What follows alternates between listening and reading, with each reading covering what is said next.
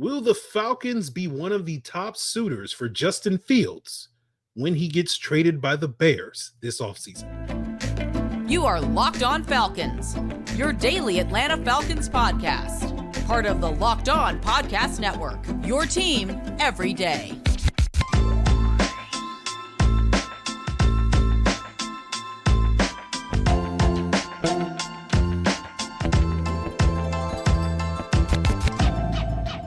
Welcome back, everyone, to another illustrious episode of the Locked On Falcons podcast, your daily Atlanta Falcons podcast, part of Locked On Sports Atlanta, your team every day. And today's episode is brought to you by FanDuel. Make every moment more. Right now, new customers get $150 in bonus bets with a winning $5 bet. That's $150 if your bet wins. Visit FanDuel.com/lockedon today to get started. So, guys, if you don't know me, I'm your very humble host, of course, Aaron Freeman, right? Been covering the Falcons for far too long, formerly at FalcFans.com, RIP. But you may also know me as Sirius Black, as Mr. Drew, as Mr. AKA. And of course, I appreciate each and every one of you that is a everydayer of this podcast. And especially in the off season, when you guys need to get your Falcons fix, you know, I'm the plug to hit you up, to hook you up. And, you know, if you want to get that fix, all you got to do is subscribe or follow for free on YouTube or wherever you listen to podcasts. So today's episode is all about Justin Fields, and I'll give my thoughts at the end on the potential pursuit of Justin Fields for the Falcons, why I'm not as keen on an idea as seemingly other. But first, we're going to talk with Locked On Bears host Lorin Cox about, you know, whether Fields will even be available, since there's some recent rumors that came out on Tuesday that the Bears might keep him. And we'll also talk about sort of how robust his trade market will be if the Falcons want him as their quarterback. So let's jump into that right now. Welcome back to another illustrious episode of the Locked On Falcons podcast with another illustrious guest. He is none other than Lorin Cox of Locked On Bears. And today he's going to be joining us not to talk crossovers like he did last December, but well, I guess this is some form of a crossover with him talking about Justin Fields and, you know, his trade market and whether or not moving forward he's can be a successful reclamation project. But Lorin, my friend, welcome back to Locked On Falcons. Hey, man, appreciate you having me. So we've had some conversations off the record. So let's have one on the record. Is Justin Fields getting traded by the Chicago Bears this offseason? That looks like the overwhelming likely outcome here. Now, the Bears are going to keep their options open at all times and never say never until the deal is actually done. But that seems to be the plan. They're going to stick with the number one overall pick, take a quarterback, and likely then trade Justin Fields to the highest bidder. Although ESPN's Adam Schefter has said they've had conversations about keeping Fields and the number one overall pick quarterback. So again, you can't say with 100% certainty, yes, they are going to trade him, but any team that makes a pretty decent offer, I think they'll take. Now, speaking of decent offer, Atlanta is, of course, one of the places that many people have speculated for days, weeks, months that Fields could wind up being traded to. I tend to be a little bit more skeptical of that than probably the conventional wisdom. And I'm sort of looking around the league and wondering about how robust the trade market there will be for Justin Fields to sort of get that highest bidder. And I feel like Luke Getsy getting the offensive coordinator job in the Raiders just kind of scratch one more team off the list. But maybe you have a different assessment of that. Maybe, you know, Luke Getsy and Justin Fields are secret BFFs and they could, you know, get it going better in Las Vegas than they did in Chicago. But I sort of look at it as Atlanta, Denver, or Pittsburgh. I'm already skeptical of Atlanta. I've talked to people that cover the Broncos that are also skeptical that Sean Payton would want him there. So it just kind of leaves Pittsburgh. But that gets to my question, which is kind of threefold. Are you expecting a more robust trade market than maybe I just illustrated? And what sort of trade value do the Bears want to get back for Justin Fields? And what sort of trade value do you actually expect them to get back?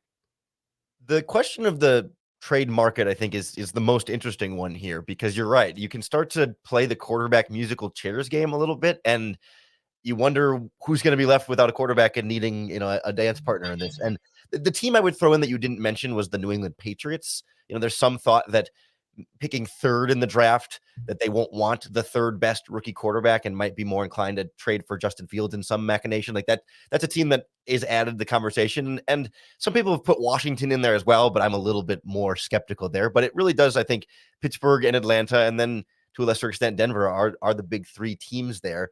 The latest reporting is that Mike Tomlin is evidently a big Justin Fields fan. I don't know whether that comes out of Pittsburgh side or whether the Bears leak that to raise the trade market. But regardless, all it takes is one team to trade for Justin Fields, and once you get two, then you can start to get a little bidding war. So as much as like it might not be as robust of a market of 5 or 6 different teams maybe going after Fields as maybe you would have initially hoped if you're the Chicago Bears, it doesn't have to be anything too crazy. All you have to do is have two teams pitted against each other, and it becomes a slight bidding war there. It's not going to get out of control. Like people have thrown out first round pick. No, I don't think that's likelihood. It's starting price is a second round pick. And if two teams are involved, it's like, okay, then what will you give me in addition to that second round pick? If it's one team, you might just be able to give up a second round pick and say, that's all, we'll give you that. And that's all you get. And you can't say anything about it. But what it'll probably be is this year's second round pick and then some form of conditional draft pick for next year based on what Justin Fields does in terms of starts or in terms of yards or whatever metric they want to put in there, where Bears are guaranteed a second this year. And then it could be anywhere from, I don't know, a fifth, a fourth, a third, whatever, based on the production that he does on his new team. That's my expectation from somebody. Okay. I've also heard that Mike Tomlin was a huge fan of Malik Willis, and that didn't prove to be true. So, I think we need to do a little bit more fact checking on which quarterbacks Mike Tomlin has a strong affinity for, because I've seen that also out there about the Justin Fields thing. I'm like, okay, sure, maybe. So Lorin Cox has told us that Justin Fields is on the move. Let's talk about what he may be bringing to his next team next season as we continue today's Locked On Falcons. Now, football season is over and basketball season is now upon us, right? It means that you guys can get buckets, especially with your first bet over at FanDuel, America's #1 sportsbook. Right now, new customers get $150 in bonus bets with a winning $5 bet. Any winning $5 bet. That's $150 if your first bet wins. And you can bet on the NBA, you can bet on the NCAA. I know a certain tournament in March is coming up that incites madness. And of course, FanDuel is a place for any type of bet you're looking for. Quick bets, same game parlays, player props, so much more. Visit FanDuel.com/lockedon today to sign up and get started. That's FanDuel.com/lockedon to shoot your shot. FanDuel is an official sportsbook partner of the NBA. Let's get to the big question about Justin Fields as a quarterback. We did see improvement from him this year. Is the expectation from you, someone who's watched pretty much every game that Justin Fields has played, and I'm sure has gone through with a fine-tooth comb every throw that he has made and every run that he has made in his NFL career, how good a bet do you think it is for his next team, presumably, that he can be sort of their long-term starter? Or is this more a let's kick the tires on him for a year and then maybe we'll see?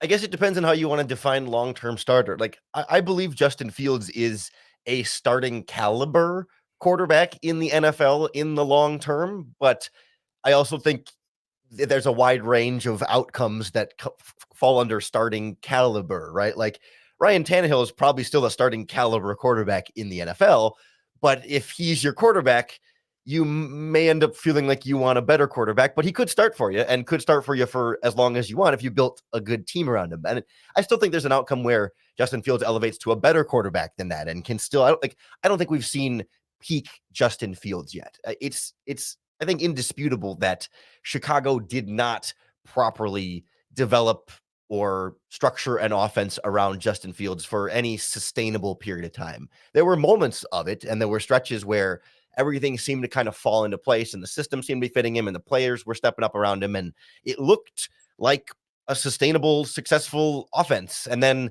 things fall apart for one reason or another, and coordinators change and receivers change. And I mean, he hasn't been given a super, super fair shot. And that's why I could see a team like Atlanta or Pittsburgh or whatever feeling like, man, if we can get him into our team, with our offensive coordinator and our weapons, that's the stability in the system he needs to thrive and look like the guy that we thought he could be coming out of Ohio State. Like, the only reason the Bears are having this conversation and are so eager to move on from him, it's not because Justin Fields is terrible and they just got to get rid of him. It's, well, we got the number 1 overall pick again 2 years in a row. And this draft happens to have this guy, Caleb Williams, at the top that the team feels like they just can't pass on. And so like if the Bears had just the 9th overall pick in this draft, I don't think we would be having any sort of conversation about, they got to trade Fields and draft a quarterback. Like, we'd have the should they draft a quarterback and have him compete maybe conversation, but there would be no Justin Fields trade discussion, if not solely that the Bears have this number 1 overall pick. And so like, there's still a faith that he can be decent. Like, there's no reason he couldn't have a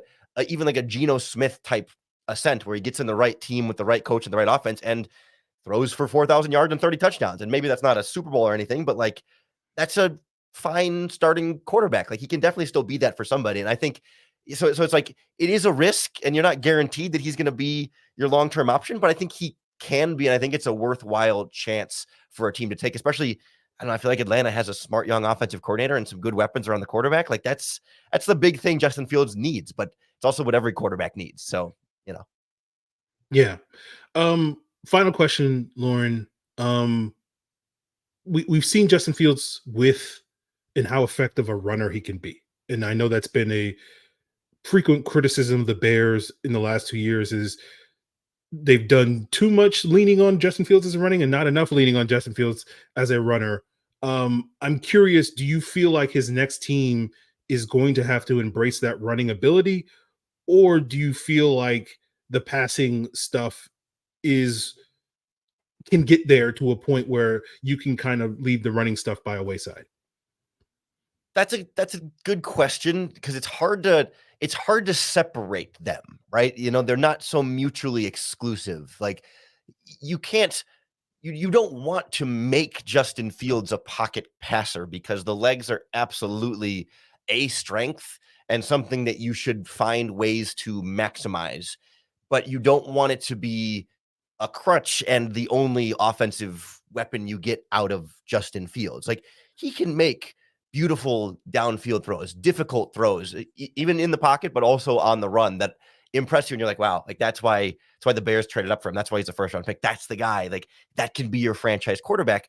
And there's other times when he'll sail a short pass, a quick curl route, or the quick slant. Like, the quick passing game is not Justin Fields' forte. The stuff that should be easy sometimes just looks too difficult. And the stuff that looks really difficult looks easy for Justin Fields. And that's like the frustrating thing, but what gets you so excited. And so in Chicago with Luke Getsy, especially, there was this feeling like they tried a little bit too much to kind of not necessarily corral his rushing, but kind of corral his playmaking a little bit, where it felt like he lacked confidence at times, where he'd go through a progression and you watch his helmet go from receiver to receiver.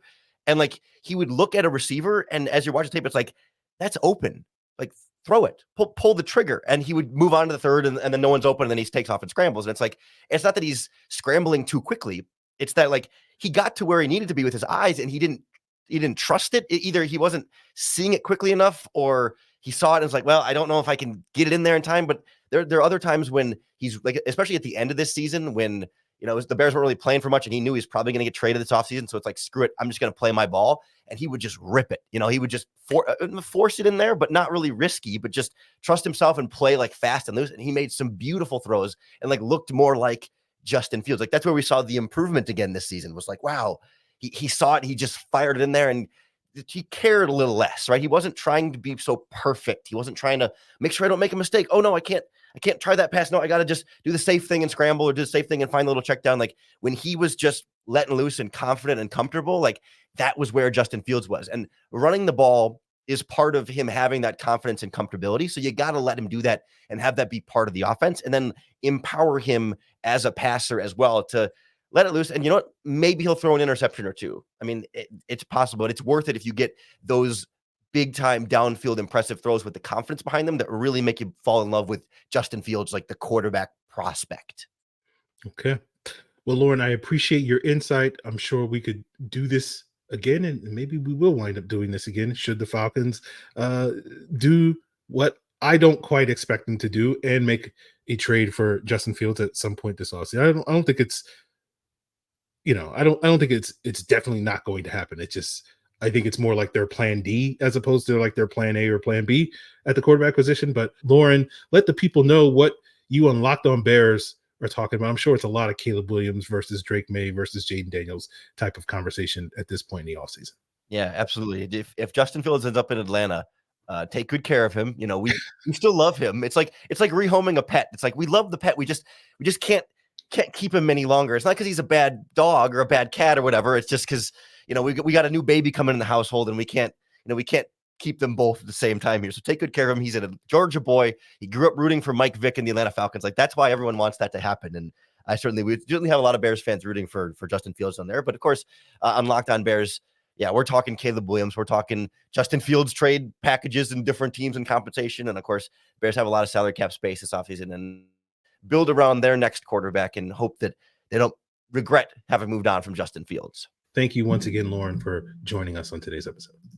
So stick around for more Locked On Falcons, where you're going to get my thoughts on Justin Fields, or at least more thoughts on Justin Fields than I've already shared on today's episode, including why I think it could make sense for the Falcons to pursue Justin Fields. We'll make the case for why they might pursue him. And we'll talk a little bit about my own personal journey with Justin Fields, because I was very much, banging the table for the Falcons taking him at the beginning of the 2021 draft. And now I'm sitting here 3 years later being like, and so I'll break down exactly why as we wrap up today's Locked On Falcons. Passion, drive, patience. It's what brings home that winning trophy, and it's also what keeps your ride or die alive. eBay Motors has everything you need to maintain your vehicle or level it up to peak performance, from superchargers, roof racks, exhaust kits, LED headlights, and more. Whether you're into speed, power, or style, eBay Motors has got you covered. With over 122 million parts for your number one ride or die, you'll always find exactly what you're looking for. And with eBay Guaranteed Fit, your part is guaranteed to fit your ride every time, or your money back. Because with eBay Motors, you're burning rubber, not cash, baby. With all the parts you need at the prices you want, it's easy to turn your car into that MVP and bring home that win. Keep your ride or die alive at ebaymotors.com. Eligible items only. Exclusions apply. eBay Guaranteed Fit only available to U.S. customers. So we are wrapping up today's Locked On Falcons. In tomorrow's episode, I believe we'll be joined by Trevor Sikkema of Pro Football Focus and the NFL Stock Exchange podcast to get his thoughts on the draft, including some quarterbacks. A lot of the talk this week is going to be quarterbacks. A lot of talk this offseason is going to be quarterbacks. So continue to make Locked On Falcons your first listen this week. All part of Locked On Podcast Network, your team every day. So let's talk about my personal journey with Justin Fields, because I began, if you probably remember back to 2021 in the pre-draft process, I was very much a believer in the idea that the Falcons should and would take Justin Fields, right? I was very early on the Kyle Pitts makes sense bandwagon. And then by the time we got to the draft time, I was like, no, Fields is the right call, right? And for the next 18 months after that draft, quietly disgruntled over the Falcons passing on Fields and thinking it was a mistake. Now, the turning point for me came around the time when the Falcons played the Bears in November of 2022. And watching the film of that game, as well as some of the other Bears games leading up to that game, I didn't necessarily see the progress from Fields as a passer that I wanted to see up to that point. I think that was like his 21st start against the Falcons in the NFL. And so essentially I was of the mindset, I was just wrong on Justin Fields. He wasn't as good as I thought he would be. Now, I think Fields has improved in the 17, starts he's had since then, but I don't think his improvement has been, from my eyes, massive, right? There have been some really good games in that period of time, but they're just kind of like, in a lot of ways, similar to Desmond Ritter's Houston game, where it's like, hey, he played really well in that game, but it's sort of few and far between, right? And when you look at this last season where Fields was playing, relatively, better, good, whatever you want to call it, football, a lot of people look at the final 7 games after he came back from an injury, I believe it was a thumb injury, as sort of his best stretch of games during the season. And so when you look at that, some of the more advanced metrics, like, If you look at his PFF passing grade, he would have been the 25th best quarterback during that stretch of games. If you look at his adjusted net yards per attempt, or ANYA, that we like to talk about as our preferred passing efficiency metric, it was 5.2 during that 7-game stretch. That would translate to being the 28th best quarterback in the league this past year. If you look at his EPA, or expected points added, during that stretch, he was 19th. And note, EPA, at least I think in this case, is factoring in his running ability at that point. So 19th is not bad, right? We talk a lot about the 19th best quarterback in the league. And but when you look at his success rate during that 7-game stretch, and in this case, we're not talking about the quote unquote normal success rate that I bring up, that is, how many yards you get based off of down distance. We're talking about EPA success rate, which is basically, as I understand it, the percentage of plays that have a positive expected points.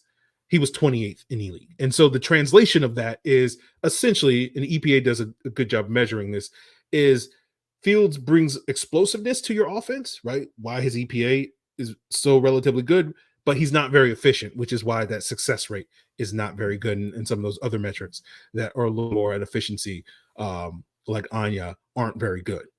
But the case for Justin Fields, I think, is basically the same case that we were making a year ago for Desmond Ridder, that we don't necessarily need an elite quarterback. We can deal with the 19th best quarterback because we have a run game and a defense that can do the bulk of the heavy lifting that we need to do, winning games most weeks. Now, that didn't prove to be the case this past year. The running game took a major step back. The defense did take a step forward, but there's reasons to think that the Falcons defense could rebound. And then when you factor in that Justin Fields is going to be a major contributor to that run game, because you're probably, as the Bears have done the last 2 years, you're probably scheming up, anywhere between like 8 to 12 touches for him as a runner. That's going to enhance that run game. There's even more reason to think that that run game is going to be that sort of elite unit with Justin Fields at the helm, more so than it was with Desmond Ridder. And also, unlike Desmond Ridder, Justin Fields is less less prone to turnover-worthy plays. And then you couple that with sprinkling in a couple of those deep shots that, in theory, Justin Fields should be better at hitting than Desmond Ridder is, because he has a better arm and better touch on those throws. That's your formula for success, right? Run game, defense, and an occasional big play from whoever the Falcons receivers are. And like, I think that can work, but I don't think that's necessarily like a foolproof, oh man, this is a great plan for the Falcons, right?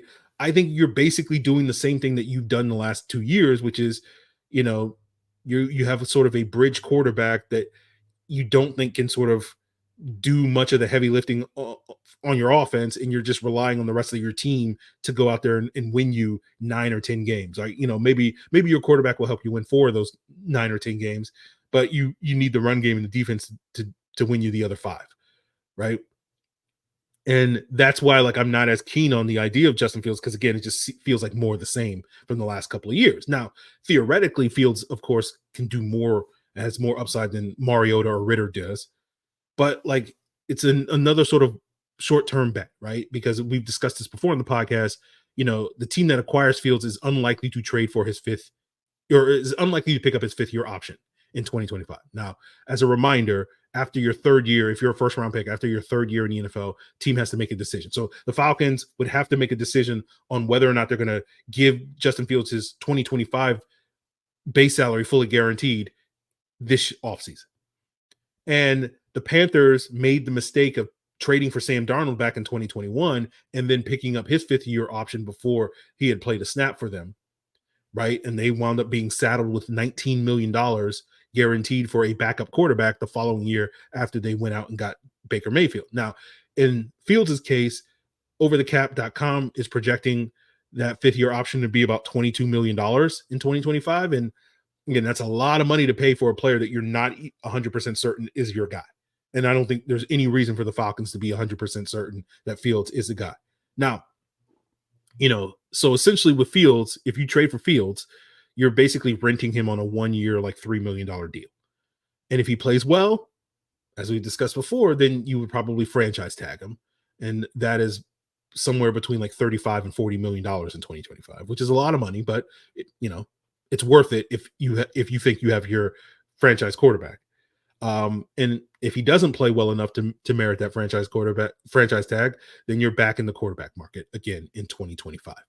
Now, I look at it as not a great bet that, given all of Fields' struggles to progress so far through 3 years in his NFL career, that you're going to drop him into a brand new environment and a brand new offense with brand new weapons and all that stuff. And it's just he's going to hit the ground running, right? And it's all going to click for him in a period of time that's going to allow this football team to win enough games to be a playoff team.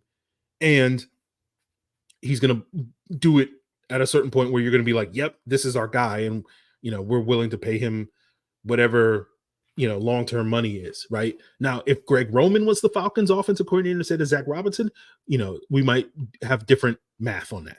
I don't see this regime embracing a quote-unquote running quarterback that Justin Fields. I think that you would have to embrace to a certain extent. And that's why I asked Lorin that question, because I'm just like, I feel like if you try to make him into a guy that's going to throw the ball 30, 35 times a game, like that's not, you need to lean hard on the running ability, at least initially, until you can figure out the rest.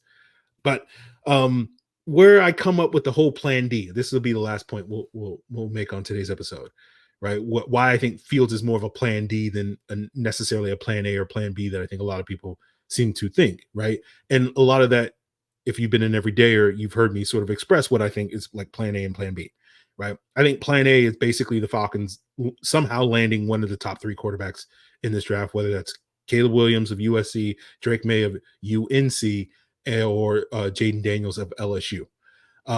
Whether they have to trade up for those guys or those guys fall. I think that's the ideal scenario for the Falcons. I think plan B, if that doesn't look likely, is that they're going to pursue Kirk Cousins, assuming that he makes it to market. If Kirk doesn't make it to market, right, if Minnesota finds a way to keep him, or some other team swoops in and lures Kirk away. But for the reasons we talked about 2 days ago on the podcast, I do think if Kirk does make it to the market, the Falcons should absolutely be considered the front runner for his services, more so than they are considered with Justin Fields. But plan C to me, in the event that Kirk doesn't make it and the Falcons realize, we're not going to get one of the top 3 quarterbacks, is to take QB4 in this draft. And I think that's probably going to be JJ McCarthy of Michigan. Now, that's a controversial take today.